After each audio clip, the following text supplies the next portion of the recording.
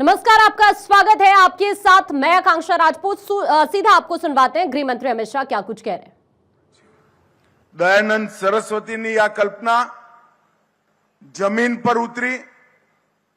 સંઘના વિચારક ગુરુમૂર્તિજીનો એમાં બહુ મોટો રોલ રહ્યો અને ત્યાંથી લઈ રાષ્ટ્રીય સ્વયંસેવક સંઘના અનેક કાર્યકર્તાઓએ આ સંસ્થાને એક નક્કર સ્વરૂપ આપવાનું કામ કર્યું છે।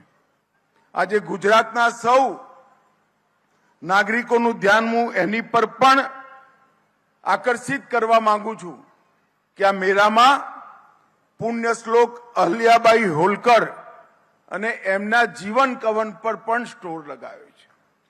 અહલ્યાબાઈ એમના જમાનામાં ઘનઘોર અંધારામાં એક ચમકતી વીજળી સમાન હતા। દેશભરમાં 280 થી વધુ ધર્મસ્થાનો જે મુસ્લિમ આક્રમણખોરોએ તોડેલા એનો પુનરોદ્ધાર કરવાનું કામ અહલ્યાબાઈએ પોતાના જીવનમાં કર્યું હતું।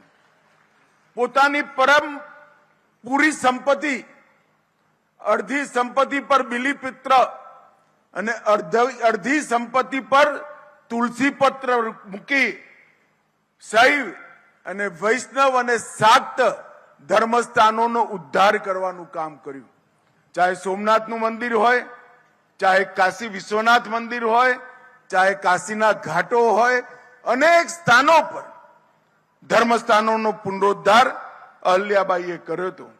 અને અહલ્યાબાઈના 300 વર્ષ ખૂબ મોટી માત્રામાં ઉજવવામાં આવ્યા છે, ત્યારે આ મેળામાં પણ એનું સ્થાન આપ્યું છે। तो देखिए, इस वक्त अहमदाबाद में मौजूद हैं गृह मंत्री और वहां पर उनका संबोधन आप अभी सुन रहे थे।